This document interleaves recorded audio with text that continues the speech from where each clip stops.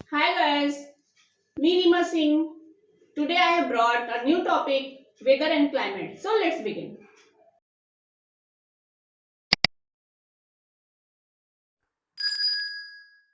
Firstly, we will talk about weather. Weather refers to the state of the atmosphere at any point of time and place. At any point of time means a morning का time, afternoon time, evening time, and night time.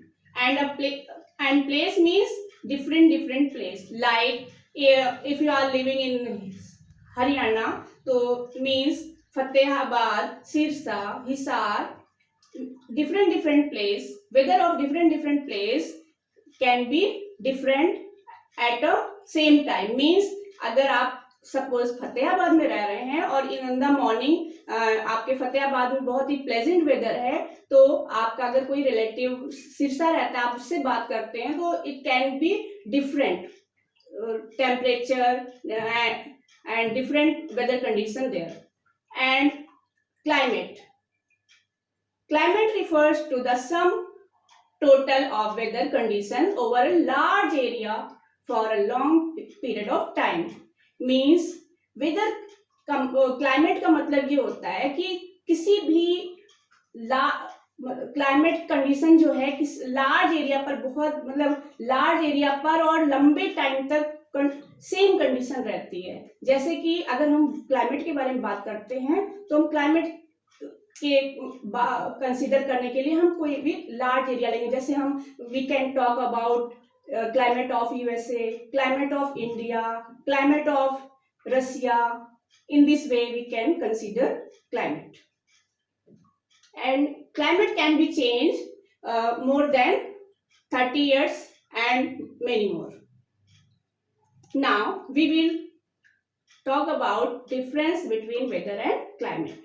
Weather refers to the state of the atmosphere at any point of time and place, and while climate refers to the sum total of weather conditions over a large area for a long period of time that can be more than 30 years. Weather condition may change at interval of few hours or a few days. Means weather change हो सकता है. जैसे कि अगर आप morning में जैसे सो के उठते हो तो आपको लगता है बहुत ही कूल वेदर है, प्लेजेंट वेदर है, लेकिन कभी कभी क्या होता है मॉर्निंग में तो हमें बहुत अच्छा लगता है और दोपहर में क्या होता है अचानक से क्लाउडी हो जाता है.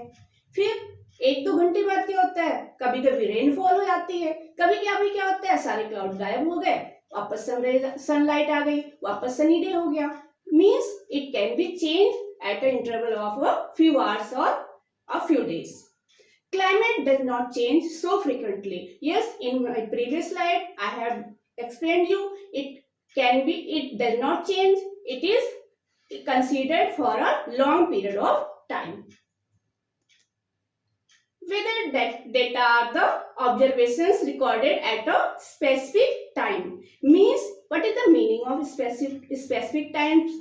Means अब जब हम वेदर डेटा कलेक्ट करते हैं, जैसे कि आपने न्यूज में देखा होगा वेदर रिपोर्ट्स आती हैं, तो जैसे किसी भी हम ऑल ओवर इंडिया का जब हम वेदर कंसीडर करते हैं तो उसमें जैसे हमने मॉर्निंग का वेदर ऑब्जर्वेशन किया और वेदर डेटा रिकॉर्ड किया, तो क्या होता है जैसे कि हरियाणा का वेदर टेम्परेचर कुछ और, दिल्ली का टेम्परेचर कुछ और, कलकत्ता का कुछ और, लखनऊ का कुछ और.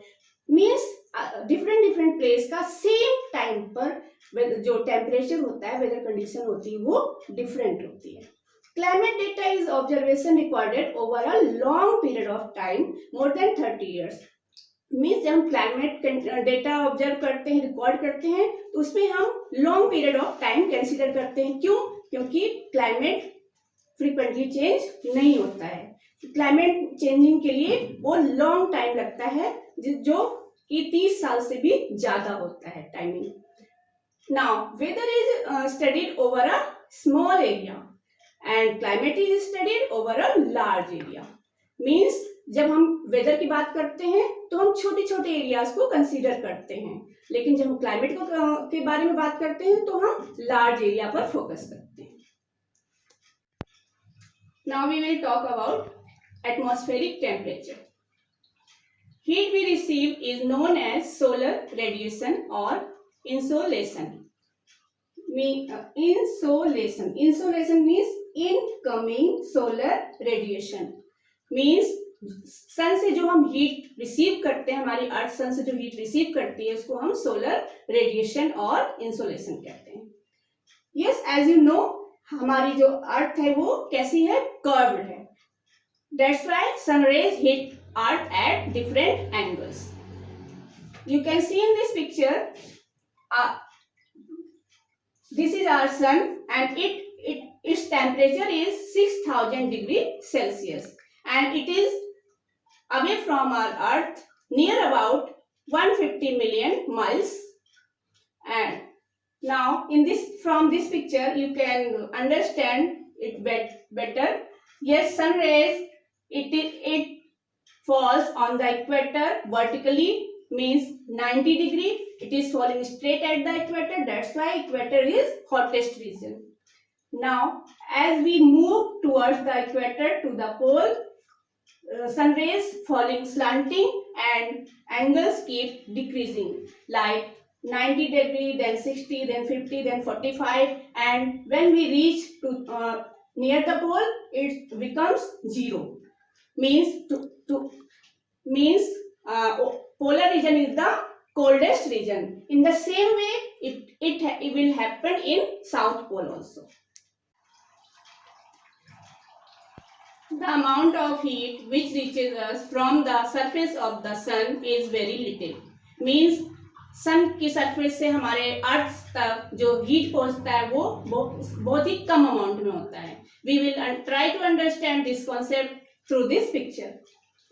This is our space and यहाँ से सन रेज 100% रिलीज हो रही है. अब जो 100% सन रेज रिलीज हो रही है अर्थ तक पहुंचने में वो सारी की सारी अर्थ तक नहीं पहुंच पाती. इसके क्या रीजन है? यहाँ देखिए, जब यहाँ से सन रेज रिलीज होती है उसका कुछ अमाउंट वाटर वेपर के थ्रू, डस्ट के थ्रू और ओजोन लेयर के थ्रू एब्जॉर्ब कर लिया जाता है. देन कुछ percentage absorb by clouds. Means हमारे एटमॉस्फेयर में क्लाउड्स भी होते हैं तो सन रेज का some amount absorb by clouds. Now then यहाँ पर देखिए सन रेज हमारी पूरी धरती पर, पूरी अर्थ सरफेस पर वर्टिकल नहीं पड़ती हैं. कुछ सन रेज वर्टिकल पड़ती हैं, कुछ स्लांटिंग होती हैं. जो सन रेज बहुत ही ज्यादा स्लांटिंग होती हैं that is reflected by surface, वापस वो रिफ्लेक्ट करके एटमॉस्फेयर में भेज दी जाती हैं. नेक्स्ट कुछ पार्ट रिफ्लेक्टेड बाय क्लाउड्स. जो हमारे एटमॉस्फेयर में क्लाउड्स आते हैं उन पे जो स्लांटिंग रेज पड़ती हैं वो भी अगेन रिफ्लेक्ट कर दी जाती हैं. नेक्स्ट जो some rays are more slanting, that is again reflected by air to the space. That's why our earth is receiving only 46% of sun rays. Now we will discuss about heating of atmosphere. Yes, how our atmosphere gets heated. To understand this concept we will understand these processes which are responsible for heating of atmosphere. First we will try to understand radiation. What is radiation? The sun heats the ground. Sun rays जो कि सन से आ रही हैं वो ground को heat करती हैं. Sun rays ground को हीट कैसे करती हैं? Yes, see in this picture, this is our sun and sun rays are falling down on the ground and our ground gets heated. Water also gets heated and land area also gets heated. The heated earth surface start radiating heat to the atmosphere. It is called terrestrial radiation. What is the meaning of terrestrial? Terrestrial means related to the ground. The ground heats the air. How ground heats the air? Yes, when the air comes in the contact of heated ground, the air gets heated. This process is known as conduction. The warm air rises up and this process is called air convection. Yes, as you know, जब हवा गर्म हो जाती है तो वो ऊपर को राइज अप होने लगती है. जैसे कि फॉर एग्जाम्पल जब बलून में, हॉट एयर बैलून में एयर फिल की जाती है तो बैलून एटमॉस्फेयर में ऊपर की ओर चढ़ने लगता है, ऊपर जाता है एटमॉस्फेयर में. Rising air currents are called convection currents. Now we will discuss about advection fog. Fog कैसे बनता है, fog कैसे जनरेट होता है. Advection, the transfer of heat also takes place through winds.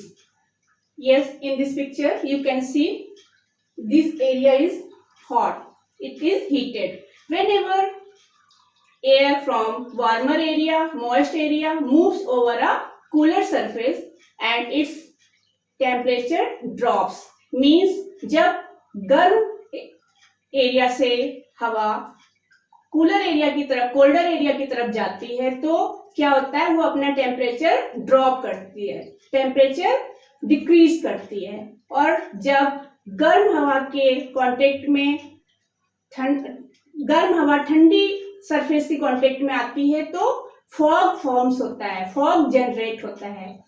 We can understand this concept for an example.